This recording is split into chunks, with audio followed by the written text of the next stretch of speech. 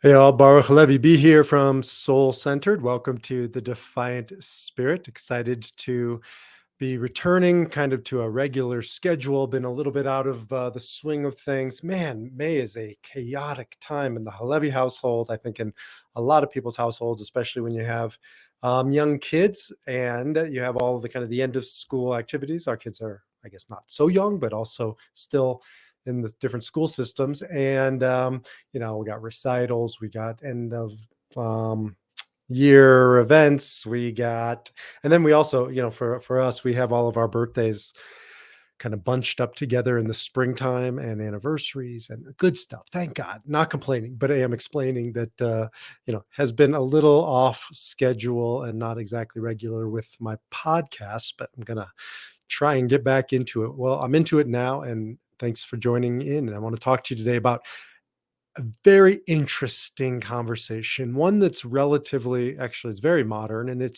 I'm calling it toxic positivity. It's not me who's named it that, but that's really what it is. It's toxic. You put toxic in front of something and it totally undoes it. Toxic masculinity. By the way, there's also such a thing as toxic femininity. I never hear conversations about that, only toxic masculinity. So maybe I'll return to that topic, making a note to myself. Toxic femininity, toxic masculinity, toxic positivity, toxic negativity, which is almost redundant. So let's talk about toxic positivity and how it manifests what it is, and what we can learn from it. Okay, well, the reason why I'm having this conversation, first of all, I see it over and over again with my clients. I'm a logotherapist, as most of you know. I work with people to find meaning and purpose at any point in life, but especially midlife and onwards is where I meet most, not all of my clients.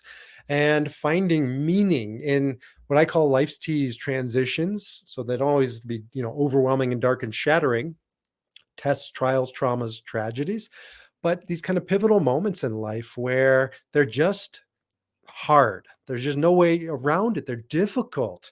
And I see over and over the people I end up working with are so relieved when we start talking about them, creating a space for them to be honest, just honest. Like that's one of the functions I just serve in people's lives, is just a one place in their life they can be sure that there's no judgment. There's nothing off limits. There's nothing you can't say. This is a time to just get it out, dump it out, right? Because otherwise it seeps out onto other people, and that's no good. Seeping sucks, frankly. I'd rather it be dumped than seep, but it shouldn't be dumped or seep unconsciously in reaction. You should choose places to dump your junk. Just becoming conscious. The problem is that oftentimes the people around them, the culture around us, certain areas of the culture tell us that dumping is wrong. You shouldn't have these feelings. You should be more positive. And that's toxic positivity. That's weaponizing positivity to turn it into something that actually doesn't help us, but it harms us. And it harms us as individuals and as a society because the shit doesn't go away. It goes underground. And when it goes underground, I don't care what you're talking about, whether you're going through a divorce or grief of a loved one after a death, or maybe job loss or financial issues or job dissatisfaction, midlife crisis. I mean, do I have to go on and on? All of the T's out there. It's about being honest and getting it out, finding a place, a space, a person to get it out. This is what traditionally clergy serve the function as. As a Catholic, you go to the priest and you confess. Each tradition has its version of confession. Yeah, Judaism does too. But very few people, some Catholics I know still do it, but very few people across the board, and even Catholics, turn towards these traditional places. And so it gets all bottled up, right? We keep all of this emotion, this feeling, this darkness, this struggle. We either keep it bottled up or we dump it on people that really can't handle it, or it's not theirs to hold, or it's too frequent for them to be able to hold, too much, whatever it is. And the last piece is, and then there are segments in our society, there are groups, there are philosophies that say it's actually something you shouldn't have, you shouldn't feel, you shouldn't fill in the blank, right? People will shit all over you. And there are no shoulds when this stuff happens. Feelings are feelings. It isn't a should or should not. It is and is. It is. It just is. If I could feel better, I would feel better. I can't. So don't should on me telling me what I should or should not do. But they do. And I hear it over and over and over and over again. I hear it, interestingly. It's a great unifier between groups and philosophies that never would want to be associated with one another. So let's take one extreme, fundamental religion. I've seen it in ultra-Orthodox or Orthodox Judaism. I've seen it in fundamentalist Christianity. I've seen it in all kinds of fundamentalist expressions of religion. And that is, you shouldn't feel your doubt, right? Or your distress or whatever you're going through, because, if you believe in God, then you really wouldn't have doubt. That's just a sign that you don't believe in God. This is why so many people were, I don't know if up in arms is the right word, but certainly disturbed, taken aback when Mother Teresa shared in, I think it was one of her books a long time ago, her doubts about her faith. And people were like, right, how can Mother Teresa have doubts? How can she have doubts? She's flesh and blood. She's walking the earth. She has doubts. We create a culture in these religious circles that doesn't allow for us to express our feelings about it. I experienced this when I was living more as an Orthodox Jew 20 years ago. And I would grapple with kashrut, keeping kosher, and certainly the nuances of it. Now I grapple with the whole fundamental system of it, grappling with prayer. I've always struggled with organized prayer. I struggle with anything organized. I'm an Enneagram 8, right? I'm here to break the boundaries, not to prop them up. Well, I told myself I should prop them up. I could prop them up. I tried to prop them up. And when I didn't, when I couldn't, when I would share that I don't get formal prayer to my good friend Nan and others out there, I do pray, and you pray with me, but sometimes it's in silence. Sometimes it's, I talk about journaling. That's one way I experience divinity. Sometimes it's through yoga, walking, jogging, nature. Those are forms of prayer. I just have a hard time with reciting other people's words. I got my own prayer, by the way. I recite it 3 times a day. It's my mission, my mantra. Maybe I'll share it with you. It's my why. So we'll come back to that. My point, though, is that whenever I would share my struggles with organized prayer, I would get at best pushback, and at worst, right, kind of dismay or challenge or horror. Because in these religious circles, there's just not a lot of room for negativity or doubt, call it whatever you want. So that's one extreme, but it's alive and well. I've continued to see that, you're not allowed to fully be honest about what you're going through in traditional religious circles. Not always, not about everything. The other extreme might be, a more secular or a new agey vibe. This is a big one in the new age world, right? Love and light. I call them the love and lighters, because I'll be like talking to them about a death of a loved one or something heavy. I mean, it doesn't really matter what it is. And like mid sentence, they'll catch themselves, quote unquote, bitching or being negative, and they'll essentially say love and light, love and light, love and light. All I hear is la, la, la, la, la, la, la. I'm okay. I'm okay. I'm okay. It feels incredibly avoidant, feels like they're in denial, feels immature, feels small. I've done it before. I'm not judging anybody for doing it, but I am saying it's not good. It's not constructive. It doesn't work. It does great damage. Being positive when we don't feel positive is actually, ironically, a big fat negative, because we take this energy and that's all it is. I mean, grief, sadness, sorrow, right? Despair is energy. I would say it's some of the best we have as human beings to create energy. If we can tap into it and harness it and do something with it, man, this is some good stuff. But if we try and make it go away, if we kind of pull the rug over the dirt, right, and pretend it's not dirty under there, it gets corrosive, it gets yucky, it gets destructive. This is what happens when we aren't honest about, right, the inner turmoil, the despair, the darker, quote unquote, dark emotions. Sometimes they're called dark emotions. Um, when we don't deal with those dark emotions, we lose out on some of the best paint for the canvas of life to create something. And B, we hurt ourselves and we hurt the people around us, because you can feel when somebody has hidden their darkness, when they've buried their darkness. You can feel it in their presence. Maybe they can fake it. Maybe you don't feel it. Eventually you do. Eventually you will. They will. And it can erupt in some horrific ways. And we just saw one of those in the news with Naomi Judd. For those of you who may not know or haven't seen it in the news, I mean, it's not a necessarily top headline, but it's up there. Is Naomi Judd took her own life on April 30th. She committed suicide. Some people ask me why I say completed. I personally don't care what you call it. To me, it's the same thing. But some people are sensitive to saying commit suicide because it actually derives from being criminal and deemed as criminal. And so, you commit a crime. Well, you commit suicide is really kind of that same ethos. And so some people feel like it's A, not appropriate, B, not a crime, and C, not helpful to say commit.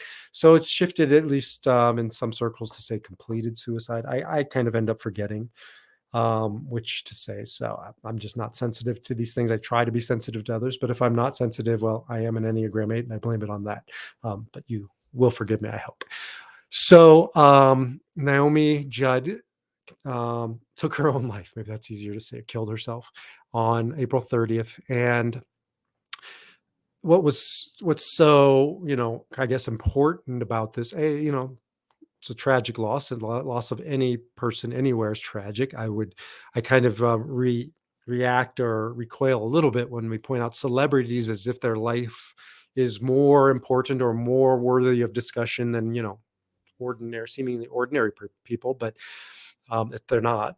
And I think they just illustrate the point that you can seemingly have it all and ultimately feel like you have nothing. This was brought home years back with Robin Williams' suicide, which I've talked about before. Caught us off guard because he seemed so happy on the outside. On the inside, he was struggling, obviously.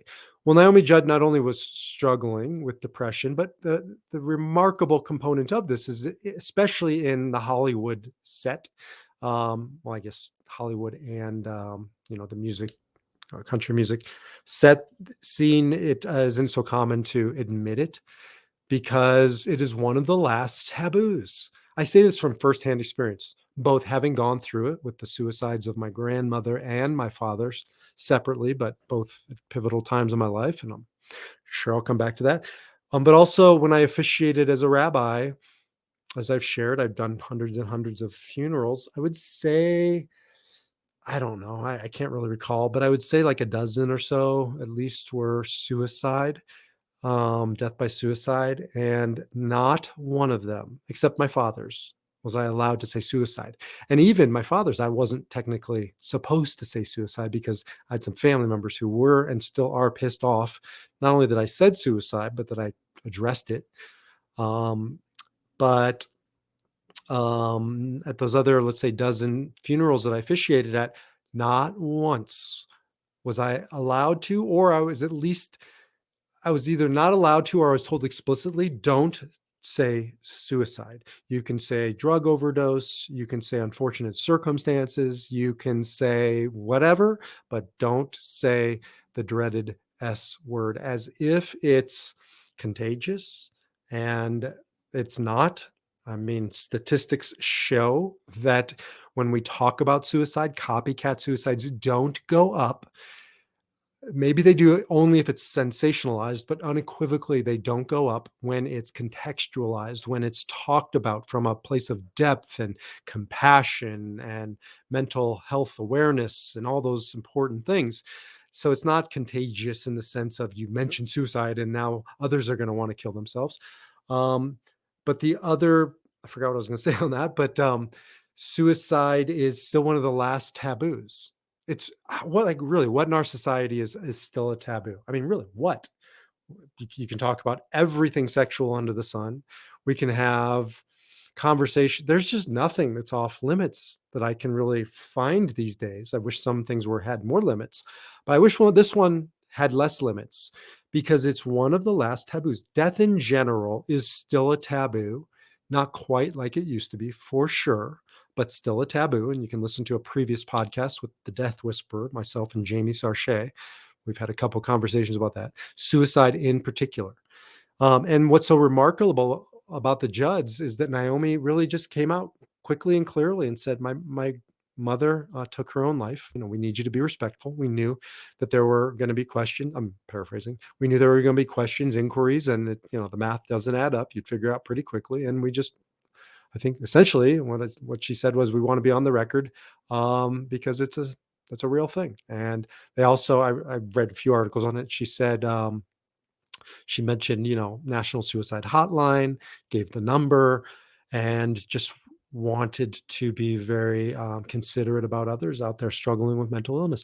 Good for Naomi. Good for the Judd family. Our heart is broken for them, of course, but um, it's just honest and it's true and it's real. And oh yeah, that's the other thing I was going to say before. It's not a somehow personal failing on Naomi's behalf, on my dad's behalf, my grandmother's behalf, your loved one's behalf. It isn't a reflection on you. It isn't a reflection on what's her daughter's name? I just blanked on it.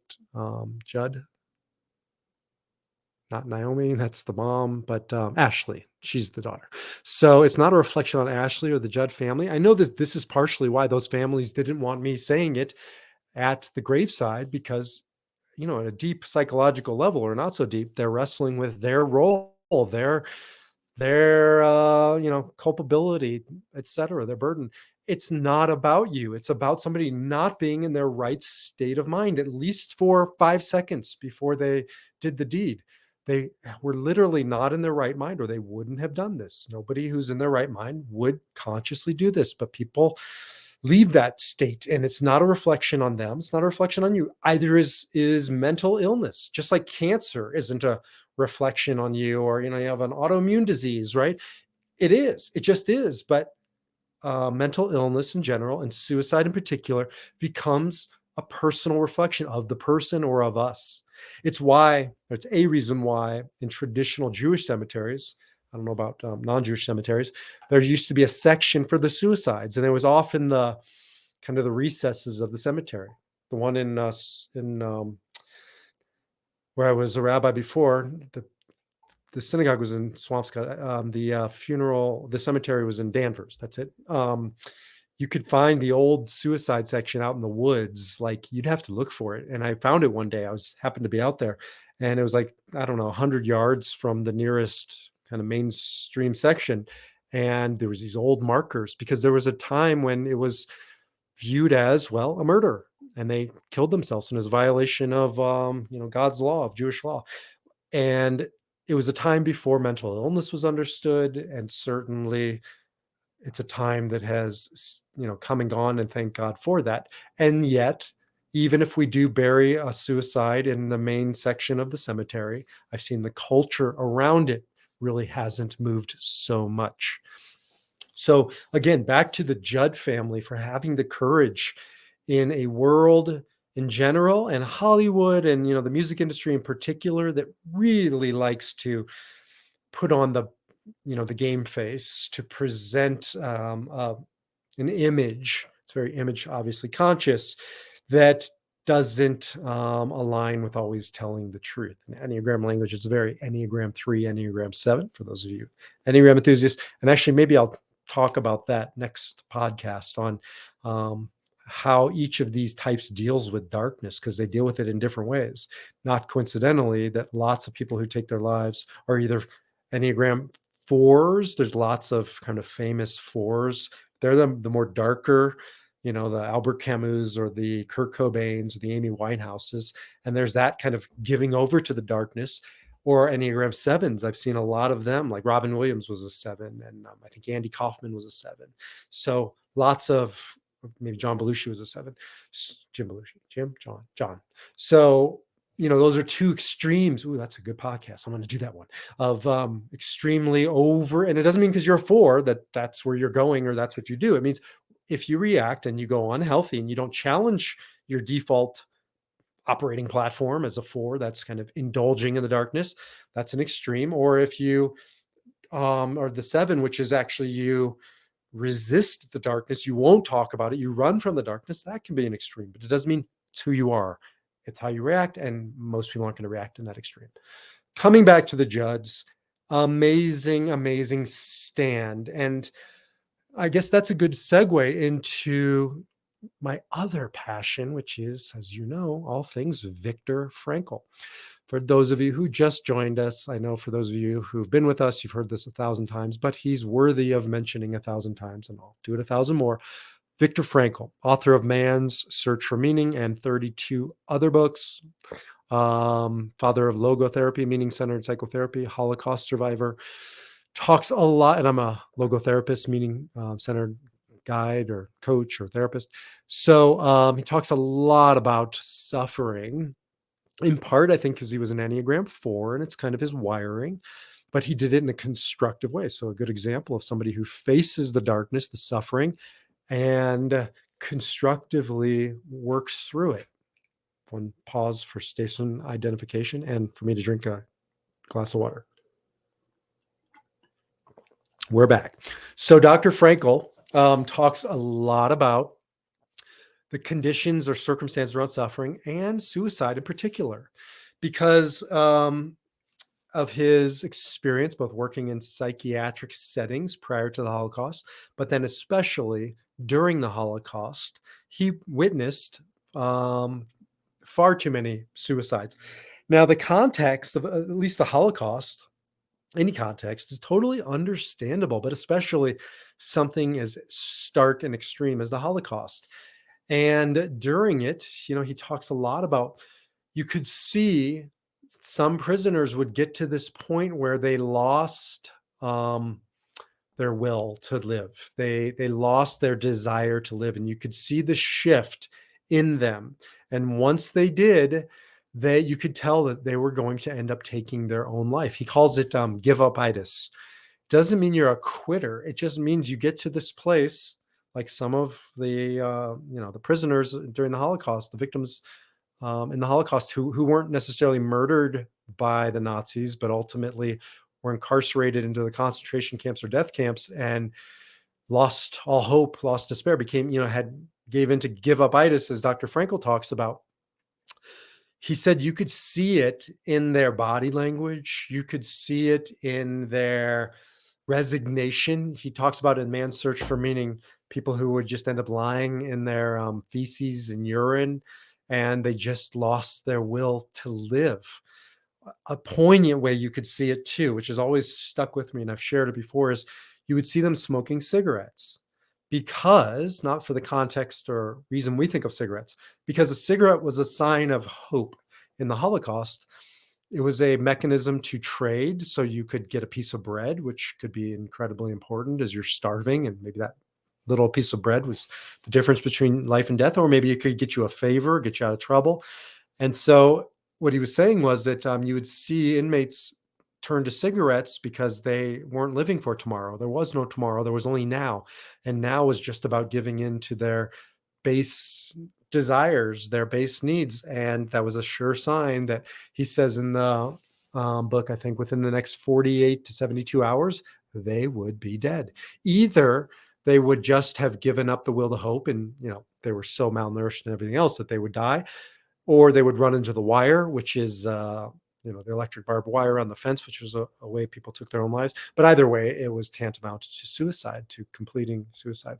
So He talks a lot about this, but what he talks about, and one of the reasons why I just adore Frankel, Dr. Frankel, is because he also talks about how to defy suicide. And yes, you can defy it. Many people have, right? There's not a human being who hasn't had a fleeting moment of thinking about what it would be like not to be here. Now, I don't think everybody has gone so far as to plan it, but there's all kinds of like shades of gray in between thinking about not being here and the world might be better off without me to orchestrating it, and that's human, right? Of course, we contemplate our mortality or taking mortality into our own hands, but we, 99.99% of us, defy that impulse. And he talks a lot about, why that happens, how that happens. But it's important to take on these issues, these notions. And one of the ways we do that is by the opposite of toxic positivity. So coming full circle, because toxic positivity is a way to maybe not end up in suicide, but certainly to foment a culture that leaves these dark emotions off the table, that makes it unsafe or at least uncomfortable in talking about your feelings, about your mental health. You know how many people I talk to who are on antidepressants or anti-anxiety medications who won't let anybody know that they're on them, like even their spouse sometimes. I've had a few of those. Mostly it's like friends or family. They hide it. Why? Because again, it's a personal reflection. It's like a weakness. It's somehow, right, a negative. It's a dark emotion. We do this with anger, with guilt, with doubt. I mean, all these darker emotions that they're not fair game. So we create a culture around it. And this is the toxic positivity. This is the crap it gets us. Love and light, love and light, love and light. Well, my dad was love and light. He watched the movie The Secret. If you don't know it, it's like Love and Light. It's the Love and Lighters Bible about manifesting and being positive, not negative. And negativity is why you don't have your $1,000,000 or your dream guy or gal or whatever. And that's garbage. Well, my dad watched The Secret. I don't know. I think it was in the dozens, maybe 50 times prior to his suicide. My dad was a love and lighter. This is partially my disdain for the movement of love and light, is that it's not honest, it's not real, and it also has deadly consequences. So Dr. Frankel talks about the opposite of love and light. He calls it the the case for tragic optimism. He calls it tragic optimism. I love that. It's almost like the counterbalance. You got toxic positivity on one side, being so positive that you can't deal in reality. And in the end, the negativity or the darkness corrodes and overtakes you. And he counterbalances that with tragic optimism, right? That is being honest about what he calls the tragic triad. And the tragic triad, according to Frankel, are pain, guilt, and death. Those are three of the primary things that he discovered as both a psychiatrist and also in his kind of unofficial studies of the Holocaust. Um, those three things have a tragedy around them, this kind of darkness that prevails like nothing else. And pain being just all encompassing physical pain, emotional pain, psychological pain, but pain, just that universal human experience. What do you do? What do you do when you live with chronic pain? This is one of the hardest things I've seen people have to live with. Chronic pain, right?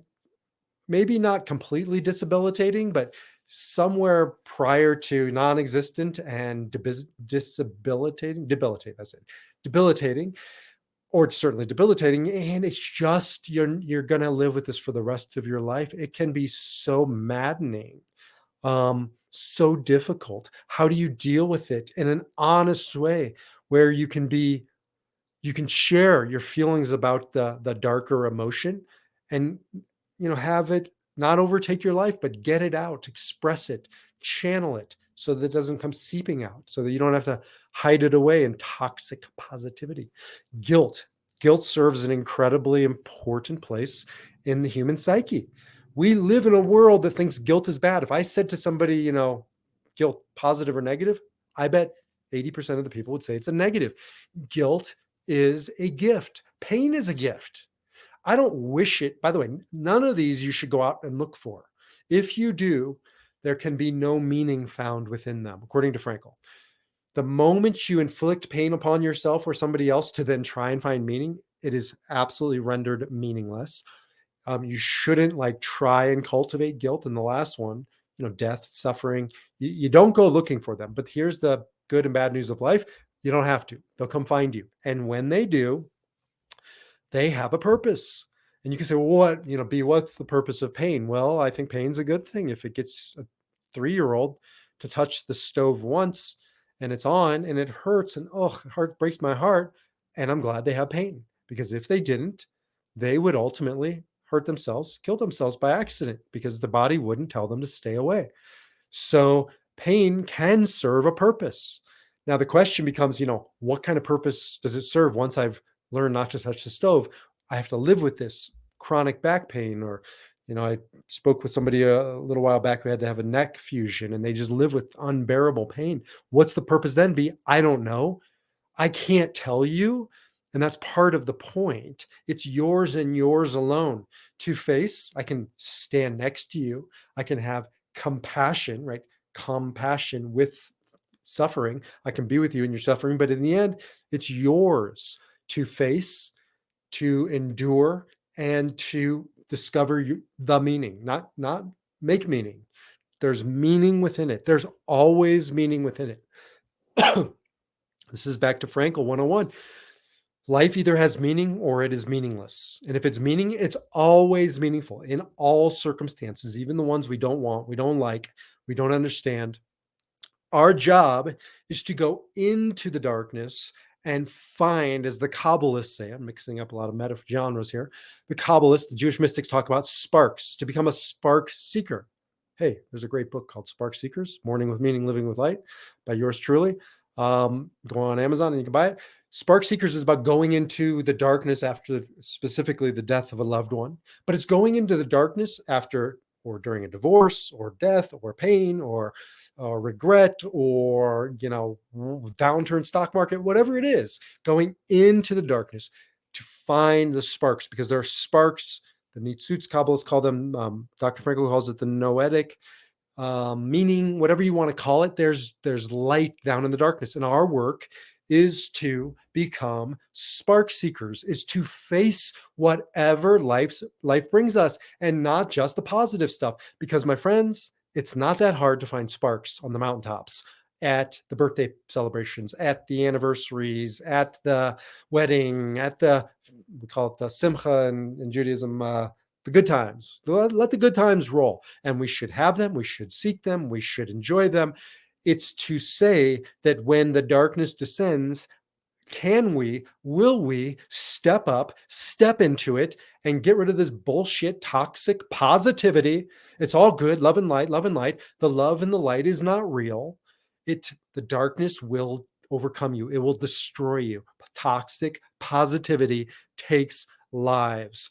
The Judds stood on this precipice and said, we will not live in toxic positivity. We will not pretend. We will not put on the game face. We will not tell a tale. We will tell the truth. We will go into our darkness and we will face it and we will persevere.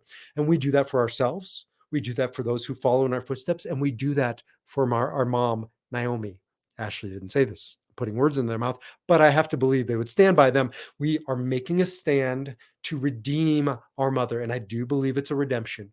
I believe I redeem my father every time I face the darkness and I make a different choice. And I help other people make different choices, better choices, choices not to give into the darkness, not to succumb to the darkness, not to smoke that last cigarette and lie in our feces, literally or figuratively, probably. Thank you. Sorry, pause. But to choose to live. And choosing to live isn't just staying alive. That's not living. That's surviving. And when, You're in the darkness, whatever darkness it is. Surviving is a start. It's the starting point. And you start by facing the pain, the anguish, the suffering, working through it, and then ascending out of the darkness, having found those sparks, and you will find those sparks. I can't tell you what they are. I can't tell you where they are. I can't tell you how long they will take. All I can tell you is that generation after generation, great thinker, man and woman throughout history have all essentially said the same things. There are sparks of possibility, potential, power, and meaning in the darkness. And our job is to go into it. Well, it only happens if we can get over this stupid fake positivity, this fake love, this fake light, and go into that darkness and transcend it. And this is what Dr. Frankel talks about, the defiant power of the human spirit. He talks about it exactly in this context. That's why I call this the defiant spirit. And my Enneagram program, Defy Your Number, my new kind of direction in life, professionally and personally, is all about the defiant spirit, coming from Frankel's idea that this is what you have to summon when you are facing the darkness. It takes tremendous power for Ashley Judd and the family to stand in that darkness and not to succumb to it, but to ultimately commit to defying it. And how do you defy it?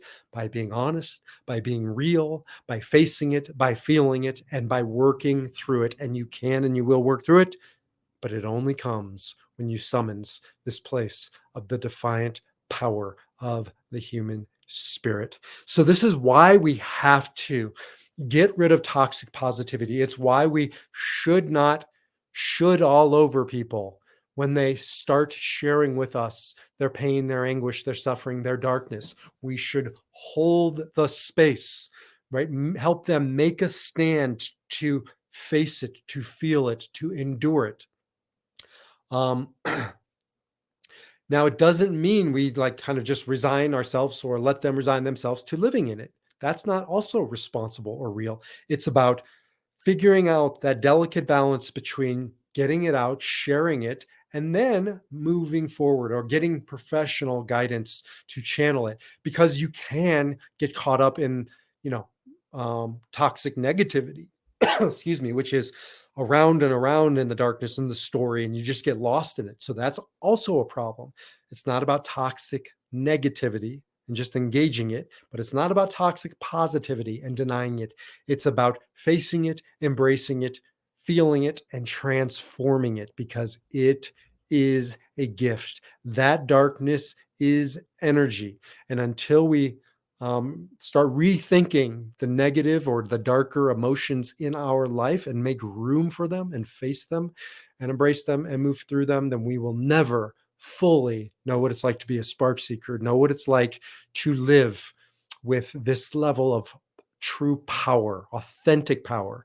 I'll end with this. Dr. Frankel, here it is, says in a essay he wrote called "The Case for Tragic Optimism."